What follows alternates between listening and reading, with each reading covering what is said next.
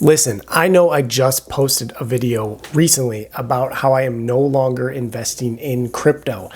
And in a sense, that still may be true because what I am investing currently is nowhere near what I used to. Let's talk about in this video why I'm getting back into crypto, what my odds strategy is, and maybe if crypto is something you should consider putting in your investment portfolio as well. But before we get into it, please like this video, subscribe to the channel, and comment down below. So why am I getting back into crypto?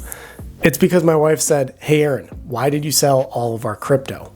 Which in my mind meant, of course, invest all of our money into crypto. Just kidding. But I will get into my strategy later. Okay, so let's talk about why I'm getting back into crypto. Or not to say that I was completely out of it, but regardless, I genuinely felt a bit of regret and FOMO when I sold all my crypto and when I stopped all of my recurring deposits into crypto. I was investing a lot more than what I am investing now, and I wasn't really necessarily taking the same approach that I am today. But a part of being young-ish, I'm 31 years old, is being able to have some riskier investments in your portfolio. And for me, riskier investments is crypto. Now, this is nowhere near my investment portfolio. I've got Roth IRA and 401k and different investment vehicles that I'm investing significantly more than what I am putting into crypto. So for me, it's just a way to have some riskier assets in my portfolio. And being that I am young and able to take some of those riskier investments, that's where my mind slightly shifted in a sense that I've got more time on my hands. And why not take a little bit more of a calculated risk? And another reason, to be honest, is that Ripple or XRP finally won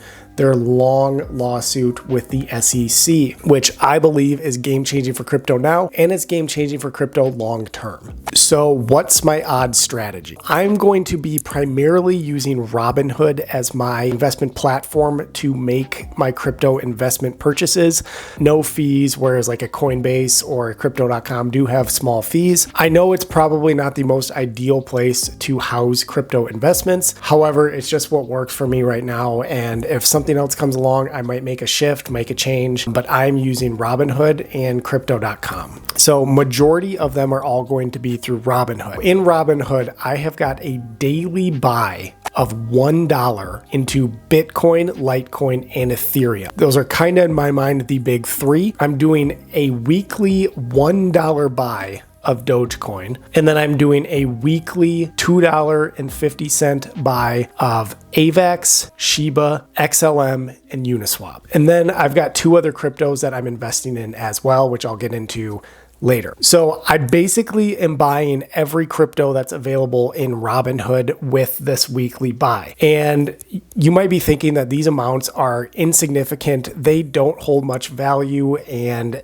it's nowhere near what you need to be life-changing money. And I somewhat agree. To be honest, it's every investor for themselves in a sense that you only know what works for you, and this is what works for me. So $1 per day, just for example, can add up significantly over time. That's $365 per year. Assuming that I invest until I'm 55 years old, that's 24 more years. Assuming a 10% return, that is about $36,000 value when I turn 55 years old on about an $8,800 investment over those 24 years. So think about that. If Litecoin, Ethereum, and Bitcoin all jump the same, it's a pretty significant return over the course of 24 years. I am investing in two other cryptos periodically, and those two cryptos are Ripple and PP or Pepe coin. For me, Ripple is something I already held in my portfolio. It's been locked up since the lawsuit started, so I haven't been able to trade it, but now that it is becoming more accessible to other investors, I want to continue to pick some up in hopes that maybe down the road it pays off for me big time. We'll see what happens with that. There's obviously a lot of speculation still. The SEC lawsuit could have an appeal, and that could pause everything again. But I think long-term XRP is going to be okay since they've already proven that they can win the lawsuit. Now, that's a long-term play for me. There's a lot of predictions of price into what it could be. I've heard anywhere from $1,300 to $3,000 to $13,000 per token. So we'll see what happens with that. Pepe or PP for me, or however you say it, is a huge risk play. And you might be saying, Aaron, you don't even know how to pronounce it. Why are you investing in it? Which you might be right. But again, it's a huge risk play. I've put about $40 into it. It's not significant. To me, it was the same idea that I had when I bought Shiba Inu, and I ended up making like $5,000 to $6,000 on that one. That people like being able to buy a crypto and having a million of something. So you can put $10 in. I don't know what the exact ratio is, but you might have 6 million Pepe coins based on the price. So people like that. People like the mentality that potentially $10 could turn into $10,000 if this coin runs, and it's starting to become more accessible as well. So we'll just continue to watch how that goes long term, but just a huge risk play there for me. And I hope this is obvious that with my odd strategy, I'm going to be periodically checking how the account is performing. I can obviously shift some of these investments. I can potentially remove investments. I can sell it off. You get the idea. I've made a spreadsheet that I've kind of been working on just over the last 3 days. I've been investing in these since July 10th. So it's been about 3 weeks now, and really nothing significant has happened. I think I'm up just under $2 overall over all of my investments. So nothing to write home about, but I'm going to continue to track how it's performing. My top performer is XLM, and my worst performer is Pepe coin or PP coin, however you say it.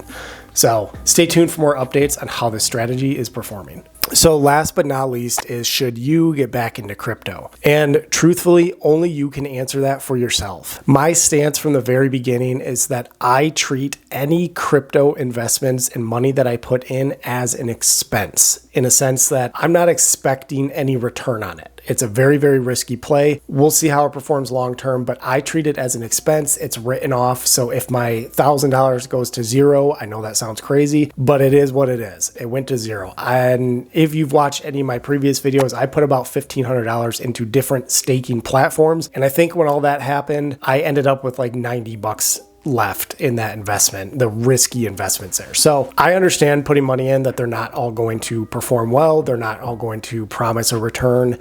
In a sense, they almost all went negative. My mentality is that I treat it as an expense. Trust me, I know it's not an expense. It can be very valuable long term. And I do believe there's a world where crypto makes more sense long term, but you just got to mentally prepare yourself that it could go to zero, and that you could be using a platform that halts trading or doesn't allow crypto to be traded, and all of a sudden your money's locked up, like we've seen with stocks, with Robinhood, or even when Dogecoin was going crazy on Robinhood, there were big delays in trading. So you just got to be prepared for what could happen. So I want you to develop your own opinion rather than agreeing blindly with me or anybody else you see on the internet. If you want to know my opinion, here's mine. Crypto is risky as but I do see a world where it is more widely accepted. And with that, there's a case to be made for holding cryptos in your investment portfolio as maybe a part of your risky investments. Maybe some of you are more bullish on crypto, so you have a bigger portion of your total investment in crypto. There are proposals for review in front of the SEC for crypto spot ETFs. You've got huge companies like BlackRock, Fidelity, Invesco that have those proposals in front of the SEC. And if those were to get approved, it could be monumentous for crypto. It could mean that you can now hold an ETF and hold actual crypto in your portfolio versus in 2021 when there was a crypto futures ETF, you're buying futures on crypto, but you're not actually holding the underlying asset. But back in 2021, when that futures ETF was approved, it was monumentous for crypto then, and it pushed Bitcoin to its all-time high of $69,000 per coin. And as I've already mentioned earlier, the victory by Ripple or Ripple Labs was significant for crypto followers to get